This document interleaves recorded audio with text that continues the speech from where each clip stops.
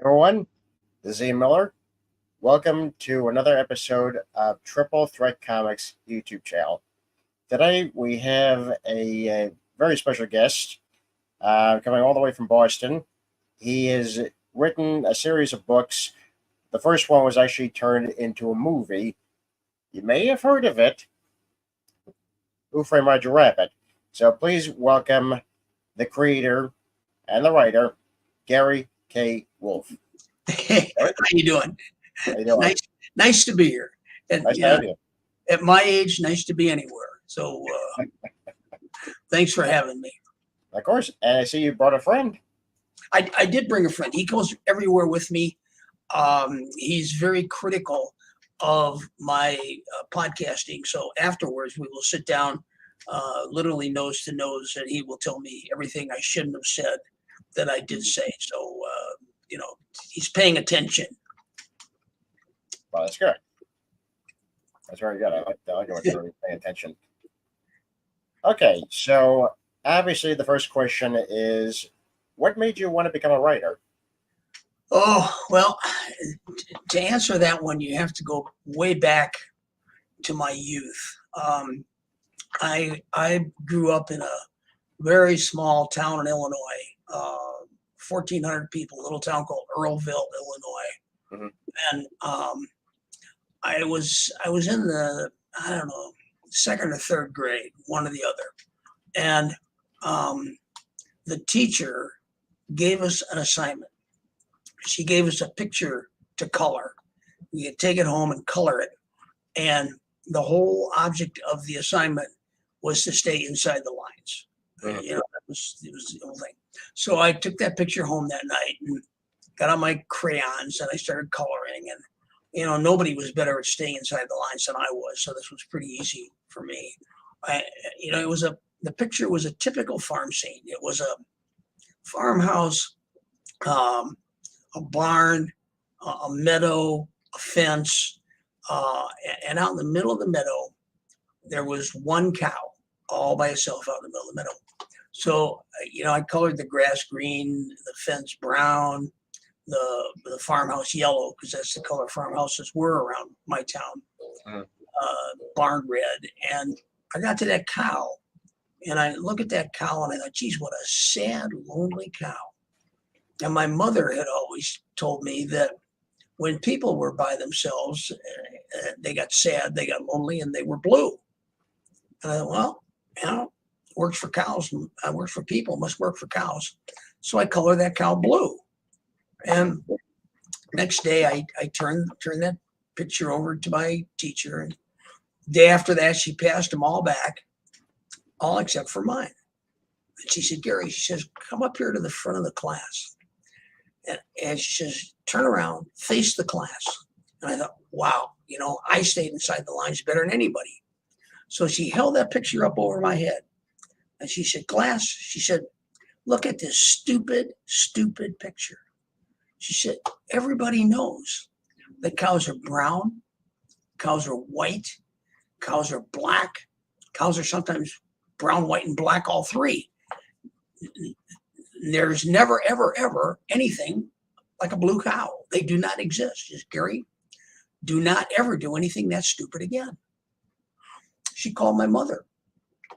My mother had to go to school, which was a big deal for my mother. I mean, my God. And the teacher said, I think there's something wrong with Gary. I think he might need some psychological help because he colored a cow blue. So that night, my mom and my dad called me into the living room. And they said, sit down, Gary.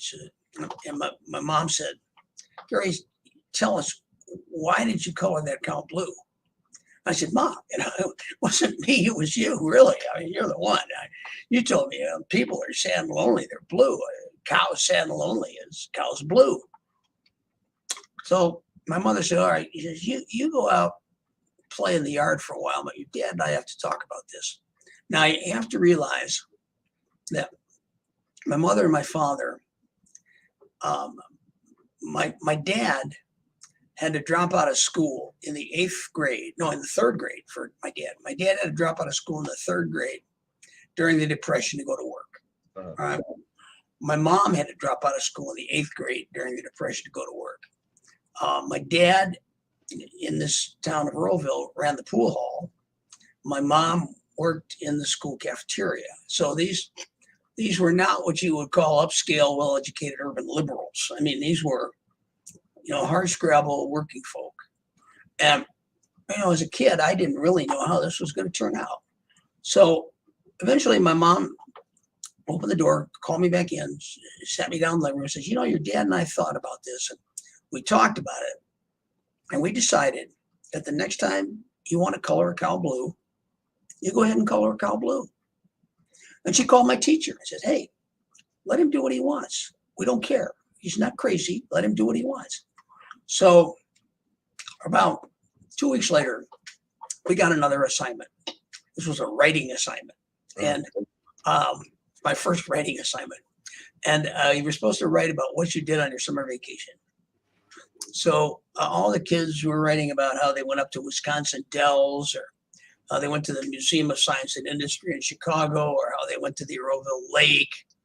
And for my paper, one page, I wrote about how I went out into my backyard and I used tin cans, aluminum foil, and rubber bands, and I built a rocket ship and flew to the moon.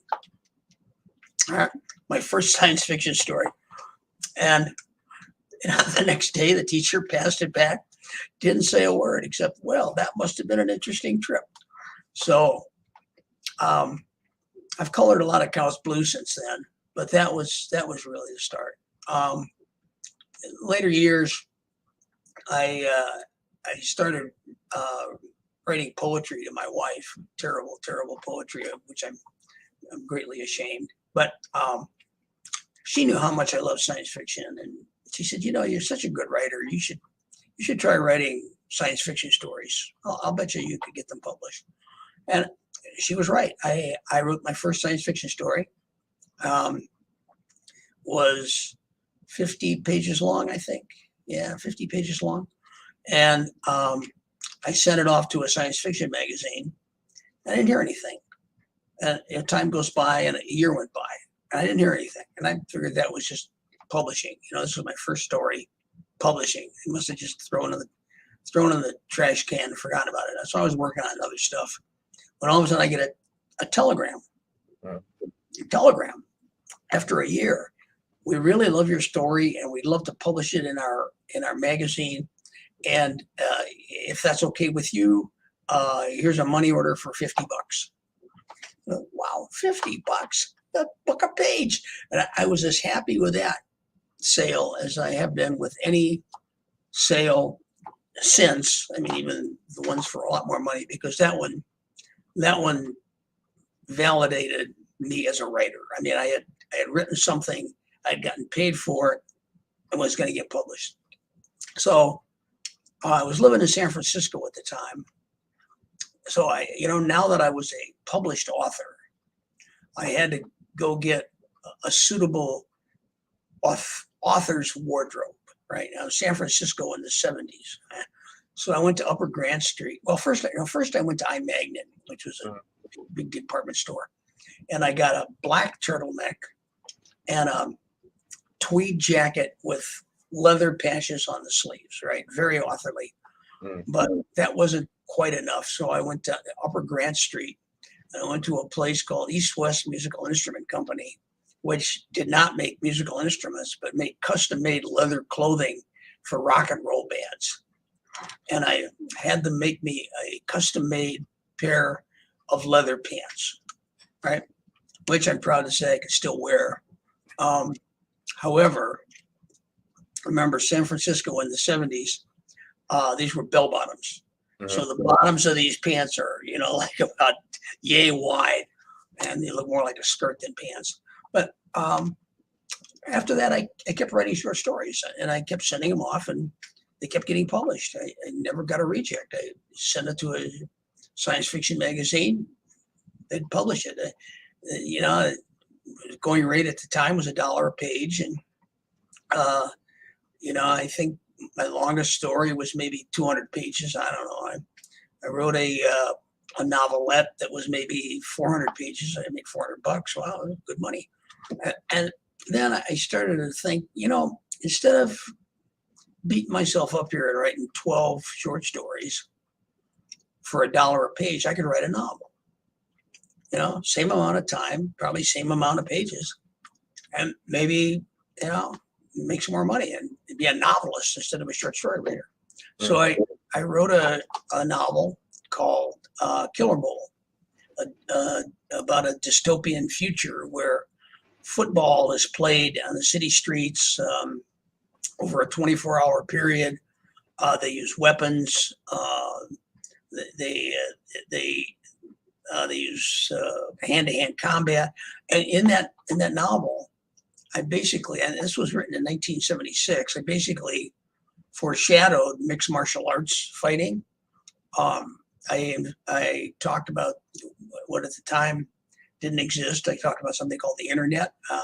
Talked about cell phones. I talked about a gasoline crisis. I don't know, it's way ahead of its time.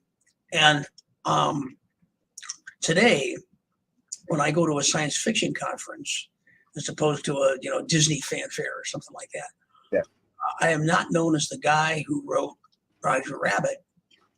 I am known as the guy who wrote Killer Bowl. It's still one of my most popular novels. I get probably 20 or 30 letters a month on it, which is amazing for a book written in 1976. So that one did so well. I sold it to Doubleday. My agent sent it to Doubleday. They bought it, and they gave me a contract for 3 more books. Anything I want, write what you want.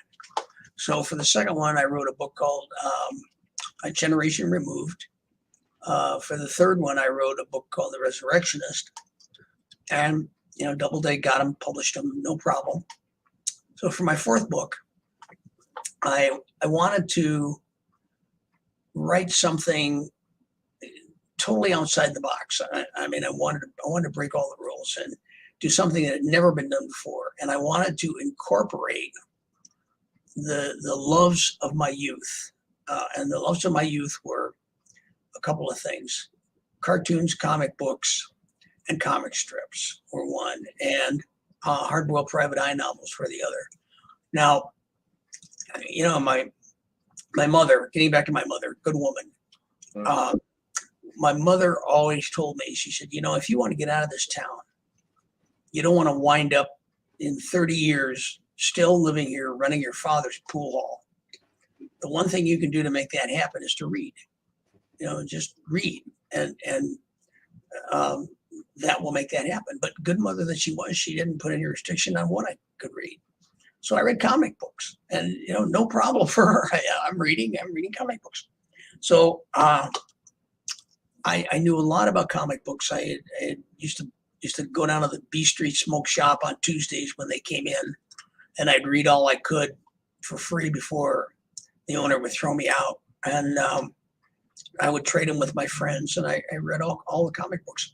And my other reading material was something that my dad read, which were called true crime magazines. They don't exist anymore. I hope not. They may, but I hope not. But they were magazines that featured stories about true crimes, always murders. Yeah. And they were always accompanied by graphic photographs of the crime scene. If you ever saw a movie called Road to Perdition with Tom Hanks, Jude Law played a photographer in that movie, based on a guy named Weegan, who used to be on their police band and would get to crime scenes before the police got there and would rearrange the bodies to make them more photogenic and then take their pictures and then sell them to these kind of magazines.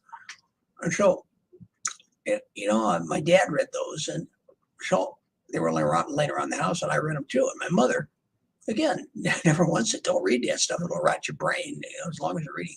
Luckily, I graduated to a higher class of crime fiction, and started reading Dashiell Hammett and Ross McDonald, John D. McDonald, and Mickey Spillane, whatever. But those are the loves of my youth, and I wanted to write something that incorporated comic books, comic strips, and cartoons and Hard-Boiled Private Eyes. Well, that's a concept that's not easily put together. So I was trying to figure out how to do that when I was watching the Saturday morning cartoons one Saturday morning. And the cartoons themselves were terrible, terrible cartoons. But the commercials were really interesting because they had cartoon characters talking to real kids, and nobody seemed to think that was odd. And I thought to myself, geez, what a great idea for a book that would be. What if you had a world where cartoon characters were real? What kind of a world would that be? So I spent a year just researching all the conventions of comic strips, cartoons, comic books to see what kind of things you could put into a real world novel that would be a lot of fun to play around with. And then I came up with a story that could only work in a cartoon universe, a world where cartoon characters were real. I created Roger Rabbit.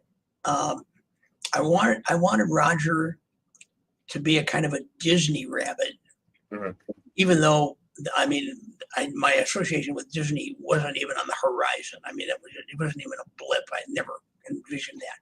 But I wanted him to be kind of a Disney rabbit, kind of sweet and, like Bugs Bunny will pat you on the back and put a stick of dynamite down your pants. Roger will pat you on the back and give you a helping hand. And, I made him look pretty much like he looks in the movie, except in the book he's a brown rabbit because nobody else had a brown rabbit. I thought, we need a brown rabbit. Jessica was the fantasy girl that I always wanted to date if I ever had been able to get a date. In Earlville, the boys outnumbered the girls by 35 to 1. Oh. So, good luck getting a date if you're the president of the Checkers Club. So Jessica was my fantasy girl. I based her on Ava Gardner, Jane Russell, Betty Grable, Veronica Lake, who wore her hair over one eye, Marilyn Monroe, and also Tinkerbell, because I had a big crush on Tinkerbell, go figure. Also a animated character done by Tex Avery called Red Hot Riding Hood. Yeah. Who looks very much like Jessica. If you look at the old Red Hot Riding Hood cartoons, which are on YouTube, you'll see she's very much like Jessica.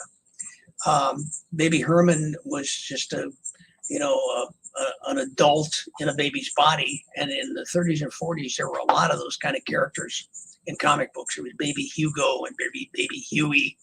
There were a lot of those kind of characters. And I came up with my private eye, Eddie Valiant, and I named him Eddie after my father as a kind of a thank you for letting me read all those horrible magazines. And I wrote the novel, finished the novel, sent it off to Doubleday as the fourth novel of my 4-book contract. And for the first time in my life, they rejected it. I got a reject. I had never gotten a reject. Short stories, novels, never gotten a reject. They rejected Roger Rabbit. So I called my editor and I said, Sharon, why did you reject this? And she said, I thought this novel was brilliant. It was funny. I've never seen anything like it before, but it's so different from anything you've ever written, so different from anything anybody's ever written, that I had to send it to the marketing department. And the marketing department said, we can't publish this novel. So I called the head of the marketing and I said, Chuck, why'd you reject my novel? He said, we all thought it was really hilarious, but there's no category for it at the bookstore shelves. It's not a regular adult novel. It's not a children's novel. It's not a fantasy novel. It's not science fiction. There's no category for it. I can't sell this book. I said, look, Chuck, what would you do if somebody today gave you The Wizard of Oz or Gulliver's Travels or Alice in Wonderland? What would you do with those? And he thought for a minute and he says, I couldn't sell those either. So I went to my agent and said, Bill, what am I going to do here? If I can't write this, if I can't publish this, I don't want to be a writer anymore because this is what I want to do. He said, oh, don't worry about it. Don't worry about it. We'll find a home for it. It's a great book. We'll find a home. So he started sending it out to other publishers, other editors at the same publisher. Along the way, it got 110 rejects. 110 different people rejected that book, and always for the same reason: we can't sell this book. Editors loved it. They would send it to the marketing department. Marketing department would say, well, we can't sell it. I get a reject.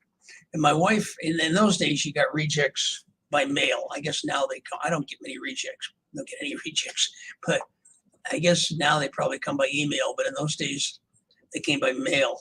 And, my wife used to call my trip out to the mailbox every night the daily disappointments, because I would go out to the mailbox and come back with 3, 4, 5 rejects. And so after 110 rejects, the 111th submission went to a woman named Rebecca Martin at St. Martin's Press. And Rebecca had just published a big major bestseller for them. And so they gave her a vanity project. They said, Rebecca, your next book, whatever you want to publish, fine, we'll publish it. And at that moment, Roger Rabbit came across her desk. She read it. She said, this is it. So she took it to the president of the company. Said, this is the book I want to publish. So he said, okay, I'm going to take it home. I'm going to read it tonight. I'll get back to you in the morning. So he took it home, read it, came back to her in the morning, called her into his office, said, Rebecca, I told you you could publish any book you wanted, but you can't publish this because I can't sell it. And Rebecca stood up to the plate and said, publish that book or I quit. Wow. Wow, yeah. So they published the book, albeit in very, very teeny quantities. They published 5,000 copies, which is, next to nothing. And, people have asked me, if I could go back and if I could get into a time machine and go back in time and change something I did in my life, what would I change?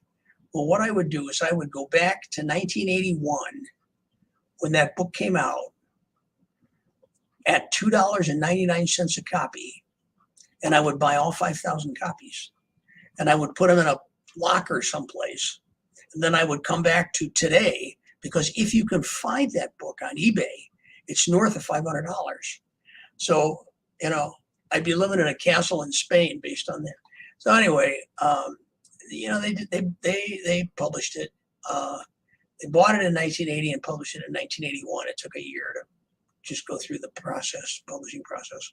And in that year, between 1980 and 1981, I get this call at home, my home phone. And the guy on the other end says, hey, is this Gary K. Wolf? I said, yes, it is. He says, hi, this is Roy Disney with the Disney Company.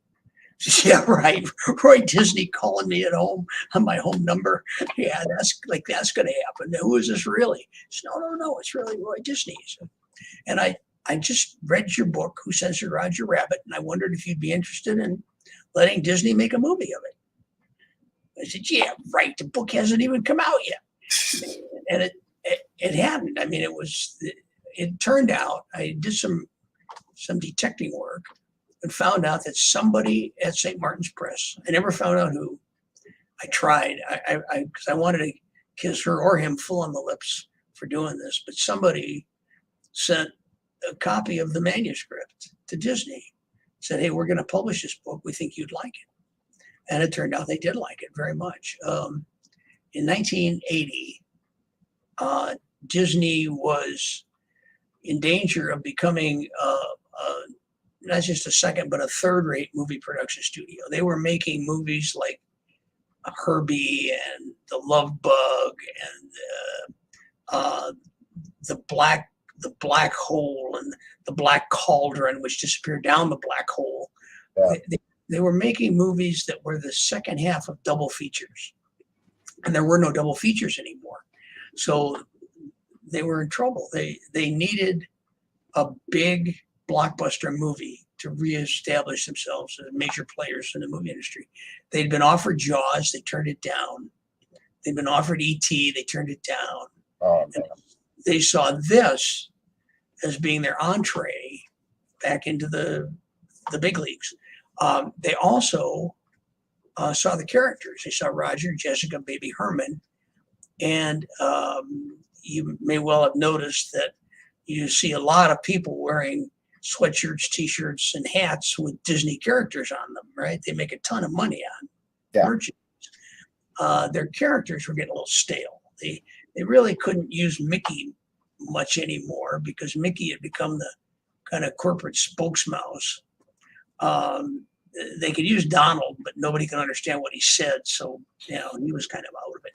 And they saw Roger, Jessica, Baby Herman as merchandise opportunities. So this set a lot of potential for them. They offered me more money for the rights than everything I'd ever made on everything I'd ever written put together. And, I'm not going to refuse them. But realistically, I did not think that there was any way that they could take my book and make it into a movie. I just didn't see that happening because it was so innovative and so, so unusual. But if they're willing to try, go ahead and try. So they worked on it from 1980 to 1984. And during that period, they proved me right. They didn't have what it took to make that book into a movie. They didn't have the creative talent. Admittedly, they didn't have the technology. The technology to do what they later did with Roger Rabbit did not exist in the early days of the production process. Some of the technology that they used in Roger Rabbit, they invented for Roger Rabbit. So they couldn't seamlessly blend live action and animation. They couldn't do that. At one point, Roy Disney came to me and said, we're not having any luck marrying animation and live action. How about, what would you say if instead of having cartoon characters, we had the characters in costume like they are at Disneyland? And I'm thinking, oh, Jesus, I'm going to wind up with a Disney stable. I'm going to have Fred McMurray as Eddie Vim. I'm going to have Haley Mills as Jessica, Dean Jones as the Rabbit, and Kurt Russell as Baby Herman. And I said, well, I think that compromises the concept just a little bit. Yeah, okay. So they went off, and I'm not sure they ever would have gotten it right. But in 1985, Roy Disney got kind of booted upstairs and got replaced by a guy named Michael Eisner.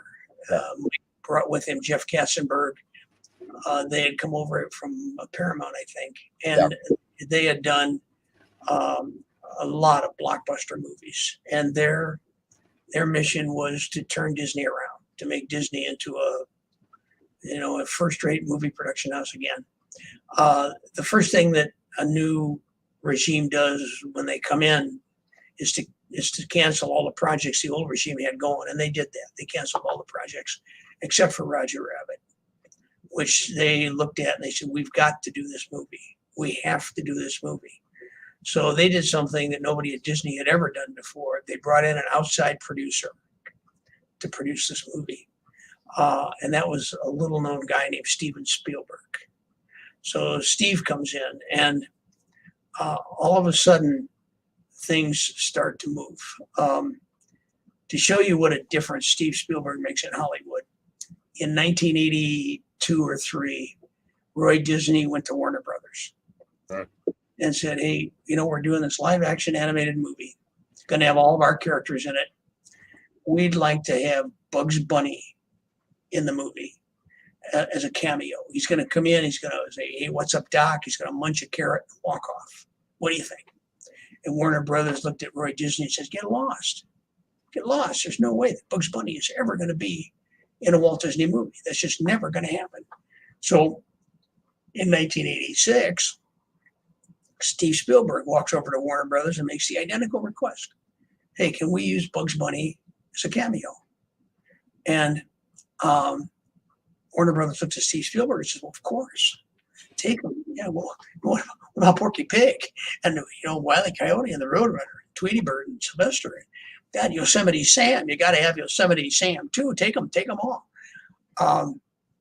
The one requirement was that Bugs, being a cartoon superstar, had a contract. And in his contract, it specified that Bugs had to be in every scene with Mickey because they were co-equal superstars. Yeah. So you could not have Mickey in a scene by himself. If Mickey was on screen, Bugs had to be with him. They had to have equal screen time, and they had to have the exact same number of words of dialogue. So next time you watch the movie, get out your stopwatch and count the words and count the appearance, and you'll see that they're on screen for exactly the same amount of time, and they have exactly the same amount of dialogue. So, the next thing we have to do is, find somebody to direct. And Steve had worked with Bob Zemeckis before, and they got along. Bob Zemeckis had been offered this project back in 1982, and really didn't think Disney had the clout to pull it off. But now that Steve Spielberg was involved, he said, "Yeah, I'll do it now." So we now had to find somebody to play Eddie Valiant, the major character of the movie. If it was up to Eddie Valiant to convince the audience that the rabbit was real. If Eddie Valiant could not convince an audience that rabbit was real, credibility went out the window and the movie would fail. So we interviewed all kinds of people. Everybody wanted Harrison Ford. I wanted Harrison Ford, but when he found out it was going to take 5 years to make, he said, I can't do that. We wanted Paul Newman, same thing. He couldn't do 5 years. So we looked at James Woods. We looked at actually Kurt Russell. We looked at a number of people. And finally, they wanted somebody bankable. They wanted somebody really well known, because nobody knew if this movie was going to be any good. Was this movie going to be, a roaring success or another Howard the Duck? Nobody knew. So they thought, we'll at least get a bankable star, and that will at least bring people in the seats. So they finally got somebody they thought would work. So they brought in Bill Murray as Eddie Valiant, right? And it became obvious really quickly that this was a bad decision, because not only could Bill Murray not make the audience believe the rabbit was real, Bill Murray didn't believe the rabbit was real. Bill Murray was constantly doing double takes. Oh, you're a talking rabbit. You're a talking duck. What are you doing? And so they bought him out of his contract, $1 million, and kept looking. So, we're looking at other people. And finally, we get somebody who's bankable and who may well be a perfect Eddie Valiant. And that, of course, was Eddie Murphy. Uh-huh. So now we have Eddie Murphy as Eddie Valiant. And that didn't work either, because it wasn't too long before Eddie Murphy was asking us to rewrite the script to make Eddie Valiant funnier than the Toons. Oh. So he gets $1 million and a Ferrari, right? And he goes away. So meanwhile, on the other side of town, Brian De Palma is making The Untouchables. And he really wants Robert De Niro for Al Capone. But Bobby De Niro is not available. He's making some other movie. So De Palma goes with a second choice, who's a little-known British actor, and Bob Hoskins. Bob Hoskins is Al Capone. Well, all of a sudden, after a month of filming, Bobby De Niro comes back and says, hey, I wrapped early. I can be Al Capone. So Bob Hoskins gets his Walker papers. Now, he's got $1 million and nothing to do, right? So somebody said, let's bring in Hoskins. I said, Hoskins? I said, geez, the guy's British. How's he going to convince anybody that he's a prototypical LA private eye? So he came in. He's on an empty soundstage. reading in front of a green screen, and he actually made you believe that rabbit was real. There was nothing around him. He's reading off a script, and he made you believe that rabbit was real. Hoskins, during that shoot, gave the most incredible performance I've ever seen from an actor. I mean, there were times when when he was all alone on stage with nothing around him, making it all up in his head. And when you see it, it was perfect. I mean, his eye line, the sight lines between his eyes and the rabbit's eyes had to be dead on. If they were an inch too high or an inch too low, you could tell. When he was holding the rabbit by the ears, he had to remember to hold the rabbit with his fingers shut, because if he held the rabbit with his fingers open, they had to animate between his fingers, and it added $100,000 a minute to the production cost. So, and when he was handcuffed to Roger, those handcuffs were on springs. So as he's moving his hand, he's moving his hand this way. He's also conscious of Roger's hand and where Roger's hand is supposed to be. So where he holds his hand depends on what the handcuffs are doing to Roger's hand. So it was just amazing. When he gets thrown out of the Ink and Paint Club and lands in that big pile of trash, he's on a wire. But at the end, they actually drop him. So he actually falls on the pile of trash. When he fell, he broke 2 ribs. Oh my God. Yeah. And everybody said, oh, well, there we go. You know, production going to stop production for 3 months while Bob Hoskins heals. He came in the next day, all taped up, ready to go. I mean, incredible guy. You know, people say, do you have any regrets about the movie? And I have one really big one. My one regret is that Hoskins didn't even get nominated for an Academy Award for that. And he should have won that award, hands down. I mean, that was the most incredible job of acting. So, you know, the next character we needed was Roger Rabbit. We needed a lead animator too. And, you know, we looked at Chuck Jones. Everybody wanted Chuck Jones, the guy who did Bugs Bunny. And he was willing to do it. But he was, at the time, I think he was in his mid-70s maybe. And the producers were worried that the workload would be so intense that it might kill him.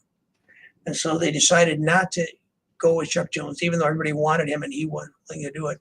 And this was like the first and I think only time when anybody in Hollywood has ever shown any consideration for anybody's personal well-being or health. You know, it's usually work them to death and, you know, shovel them out and get somebody else. So finally, we decided on an English animator. You know, he sat down with me and helped me design, or he designed Roger and Jessica based on what I saw of them in the book, how they were in the book, and they're pretty true to life, based on the description in the book. He suggested that instead of a brown rabbit, we use a white rabbit because white would pop more off the screen. He added the little orange top knot, and that was it. When it came time to do the voice of Roger, somebody told us that there was this guy, Charlie Fleischer, who was a pretty good comedian, had been on Welcome Back, Kotter, and was doing stand-up. And so we went to see Charlie's act in L.A., and Charlie did this routine where he was doing Donald Duck having an orgasm. And I thought, oh, this is perfect. So we said to Charlie, hey, we've got this movie we're doing. Would you be the character of Roger? And so he said, yeah, he'd be willing to do that. So he came in, and the animators, the lead animators, said that every major cartoon character had some kind of a speech impediment. Porky Pig with his stutter, Daffy with his lisp, and So they wanted Roger to have some kind of a speech impediment, and Charlie tried a whole bunch of stuff, and finally Charlie came up with the stutter on P, the please, which worked really well. So we had all those parts put together. The next part was voice of Jessica, and Bob Zemeckis. Bob Z had worked with Kathleen Turner on Romancing the Stone, so we asked her to come in and do the voice, and she said yes, she'd do it. Now, this was before any filming had been done. Any characters had been designed. She came in, and she really didn't know if this movie was going to be any good either. So she decided to do what James Earl Jones did with Star Wars when he voiced Darth Vader. He did the voice, but he didn't take screen credit. So that if the movie was a bomb, he would just fade it in the background and nobody would ever know. And if the movie was a raging success, he would come out and say, "Oh yeah, I was the voice of Darth Vader." So Kathleen decided that she would do it that way. She would voice Jessica, but not take screen credit. And when it came time to do the song, she couldn't sing. And whether she was pregnant at the time and whether she just didn't have breath control or whether she just can't sing, I don't know. But Amy Irving, who was Steve's wife at the time, was in the studio. And Steve said to Amy, "Hey, you sang in Yentl, why don't you give it a whack?" I said, "Steve, nobody's going to believe that Jessica has one voice when she sings and another voice when she talks." She said, "Nobody will even notice." And nobody ever did, because the two scenes are separated by considerable screen time. But Amy took screen credit. So if you sit through the screen credits, which are as long as some early movies, you will see singing voice of Jessica Rabbit, Amy Irving.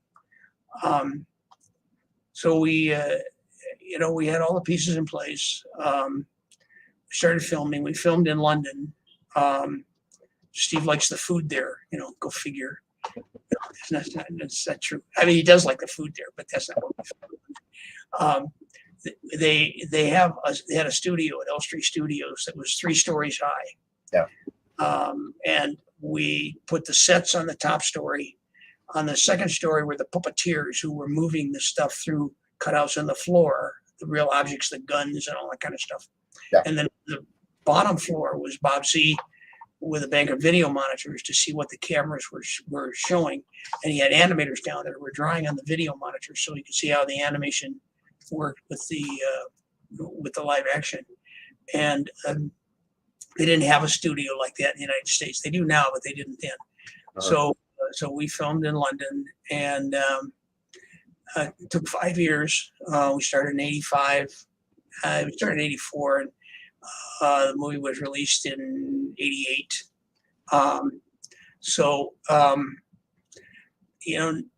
Nobody, even up to the day that the movie was going to be released, nobody really knew if this movie was going to be a kids movie, an adult movie, a hit, a flop. Nobody really knew, and they were arguing up until less than a month before the release whether to release it as a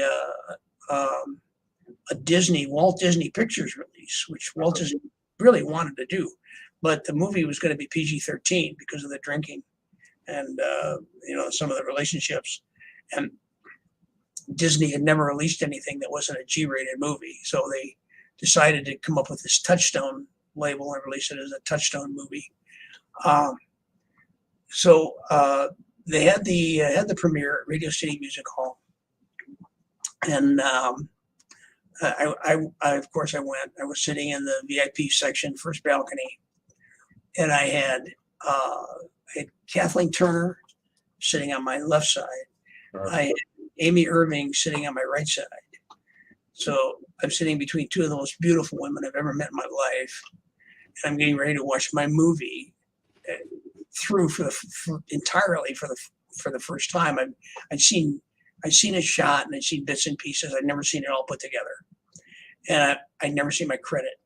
My credit was going to be on screen, so I was going to see my movie, my credit, and I'm sitting here between these two beautiful women, and I'm thinking to myself, life just doesn't get any better than this. And by golly, life got better because Kathleen put her hand on my leg, and leaned over and whispered in my ear, says, "Gary, are you excited?" And I said, "Kathleen, you have no idea." So, the movie obviously was a raging success.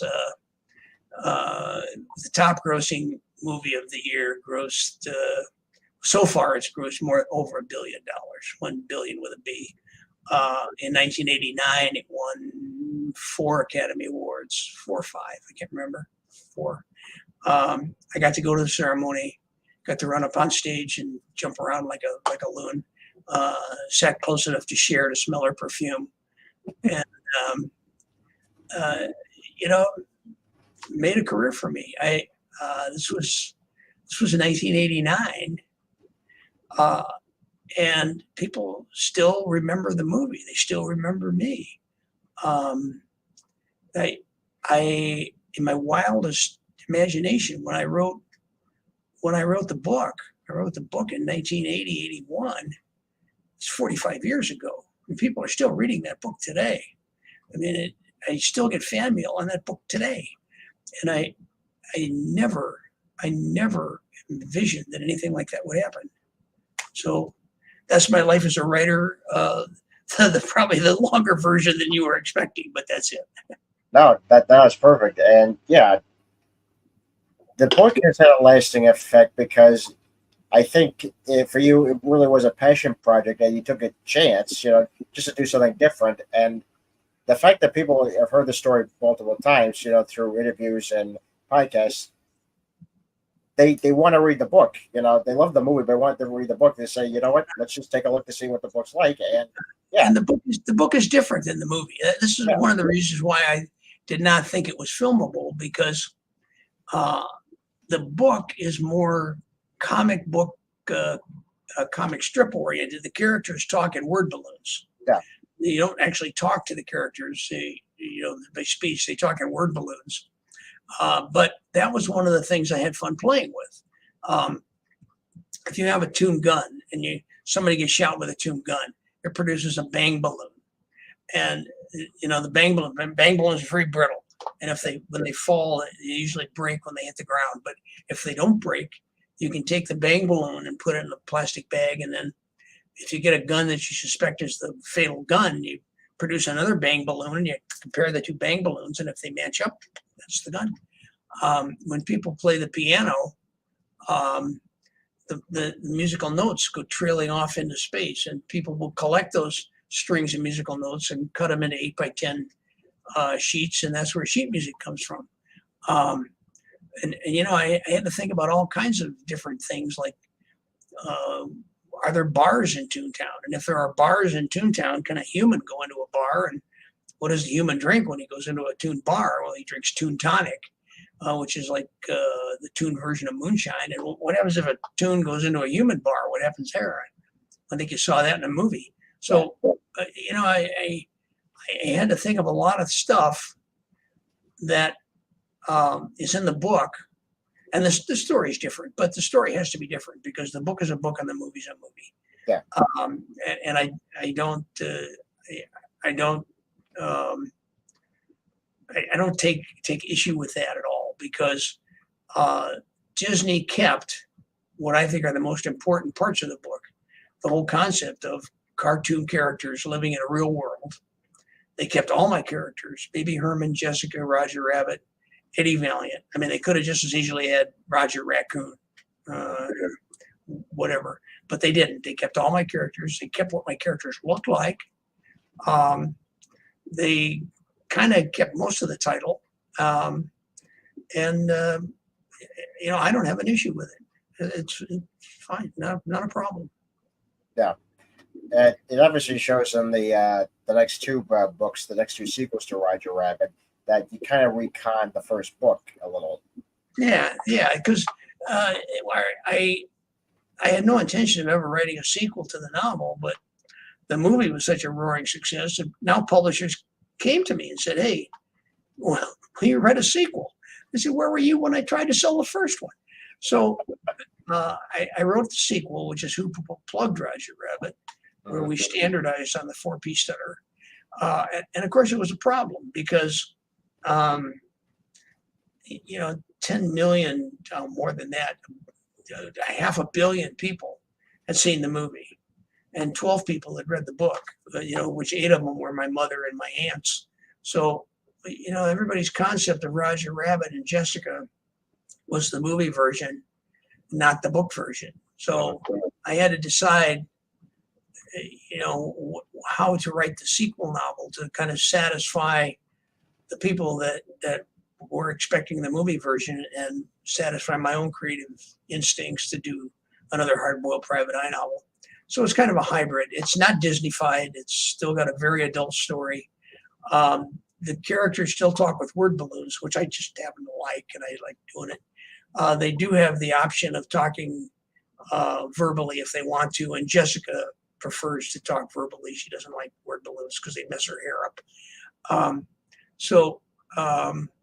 When it came time to the third one, I figured by the third one, I had become pretty well known for my style and my writing, and I went back to the original. The third one is the classical hard-boiled private eye novel,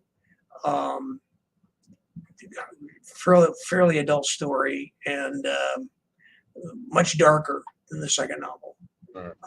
Then for the fourth novel, fourth Toontown novel, I decided that Jessica needed her own novel, that she deserved it because she'd been playing kind of second fiddle to a rabbit for 3 novels. She deserved her own novel.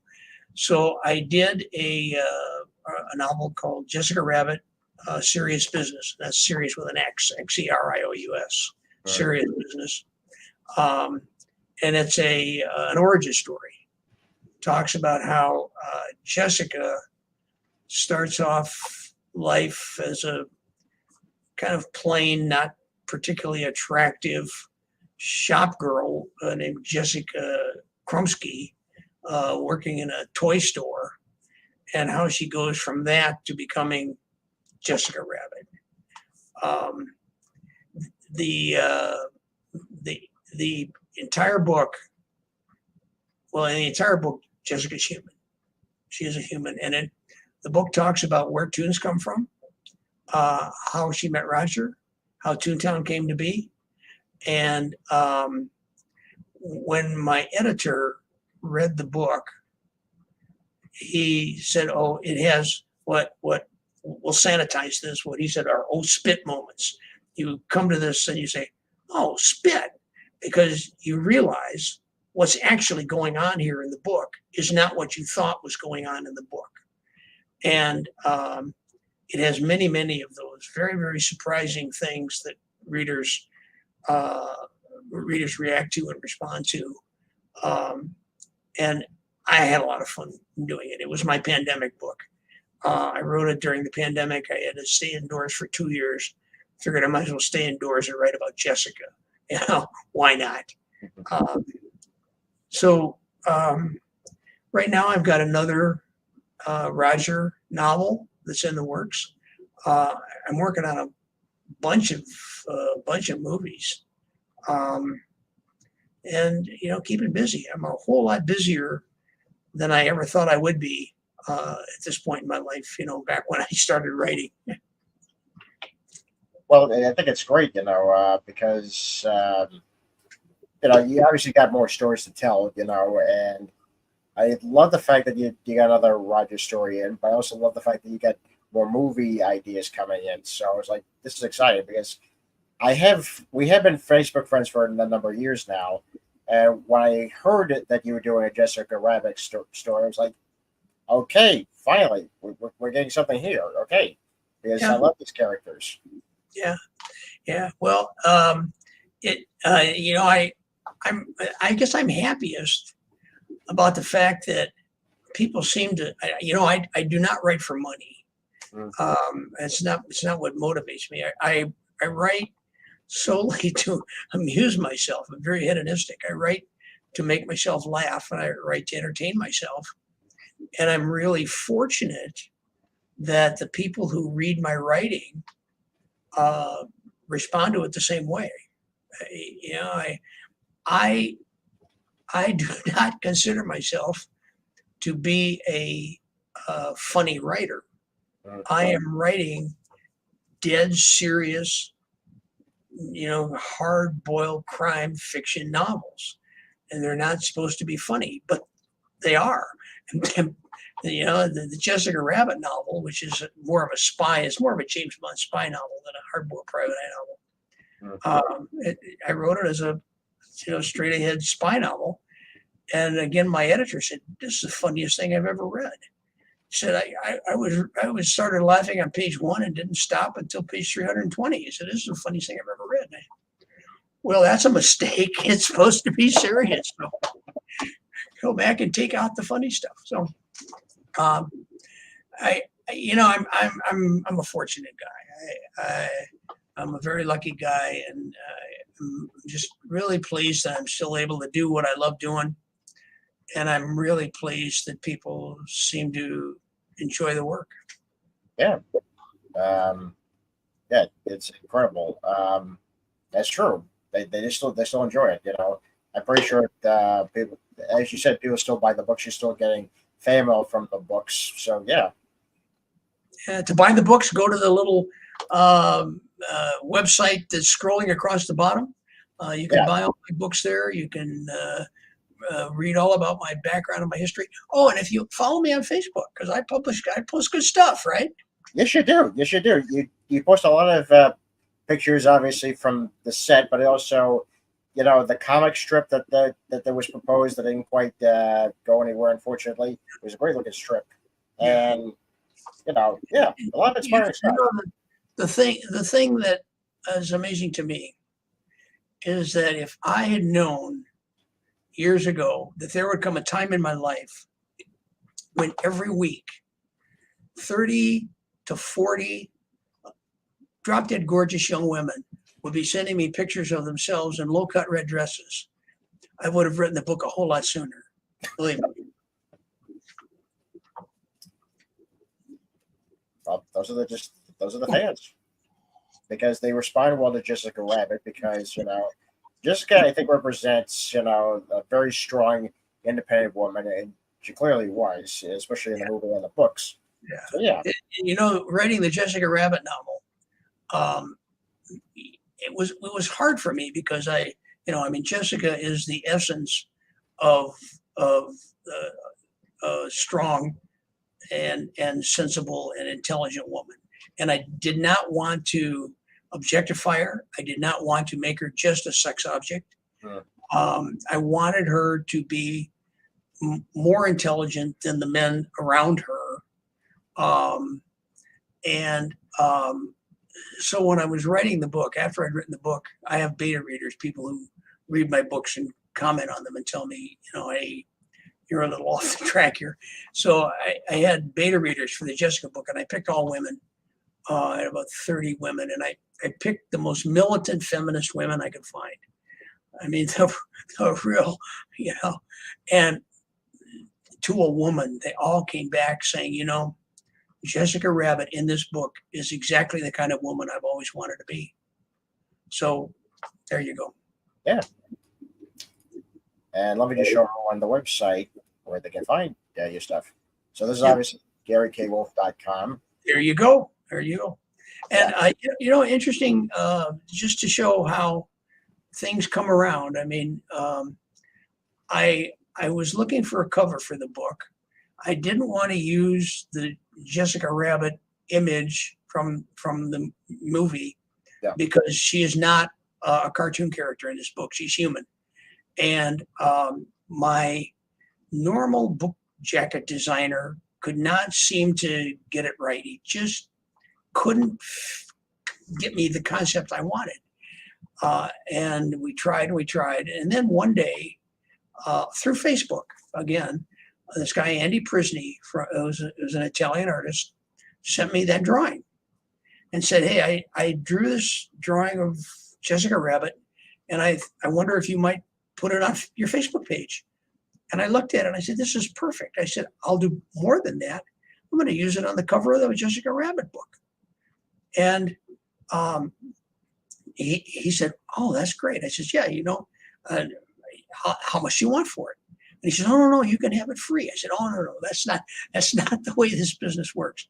I will pay you for it." So I paid him what I was going to pay the other guy, and it's perfect.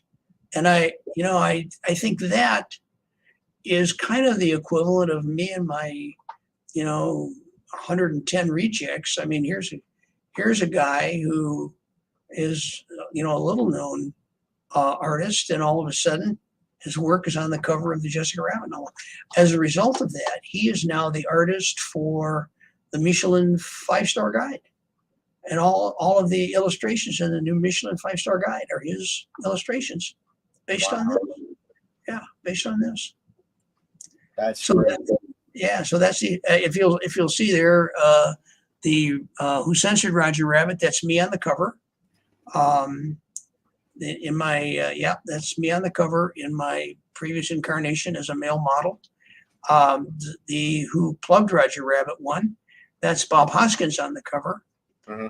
And the Who Whacked Roger Rabbit, that one, Who Whacked Roger Rabbit, that's me again on the cover with two of the new characters from the book, Willie Prosciutto, who is a ham actor, and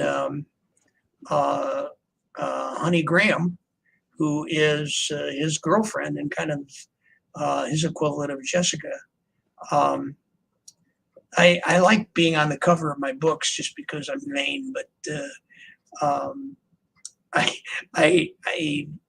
not sure that I'm going to continue that tradition, because I really liked that all artistic approach to the Jessica Rabbit cover. I thought that was just sensational, and I think I'm going that direction from now on.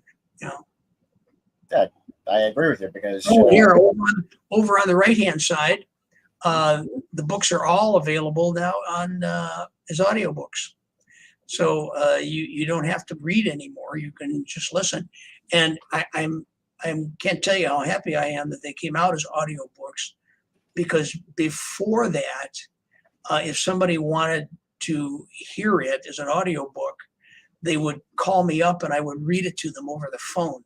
So this actually saves me a whole lot of time. Right? Yeah, absolutely. And not so much of a big phone bill. Yeah. Oh, man. That's fantastic. Well, here is GaryKWolf.com. We see all his books, and his podcast appearances. Hopefully, yours truly will be on that list. Okay. Blog, and, of course, other links. Yep. There you go. Hey, one story in closing. I got to tell you, Steve Spielberg wanted to make sure that everybody who was involved in the movie in every major way had his or her favorite cartoon character in the movie. Mm. So Bob Hoskins was Heckle and Jekyll. Bob Zemeckis was Wile E. Coyote and the Roadrunner. Bob Watts was Droopy the dog. And so Steve came to me and said, "Gary, I want to make sure that you get your favorite cartoon character in this movie." And I said, "Steve, I got Roger, I got Jessica, I got Baby Herman. I think I'm covered. Don't worry about me."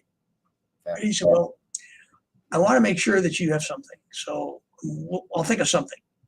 So if you watch the movie, when Eddie Valiant is driving through the tunnel, going into Toontown, and it's dark and it's foreboding, and then all of a sudden the curtains open and there's birds and sunlight and singing and dancing. If you freeze frame it and look at it a frame of time, look over to the left, you will see that he drives by a yellow farmhouse, a red barn, a green meadow, a brown fence with a blue cow standing out in the middle of the field. All right. Okay, so I'm gonna watch the movie tonight, so I can. It's only like 3 frames, so you gotta You got to really. That's fantastic. Well, Gary, thank you so much for coming on. Oh, it was my great pleasure. Hey, thanks for having me. And, I hope all the fans buy the books, watch the movie, have a good time, because that's what I live for. Yeah. Well, thank you, of course, for that comment. It is very cool. But yeah, definitely have you come back on when you're doing your next Roger book. So yeah. Okay. All right. All right. Well, folks, thank you for watching. Of course, as always, I'm A. Miller, and this has been Triple Threat Comics YouTube channel. Oh, can I comment? All right. Have a good night, folks.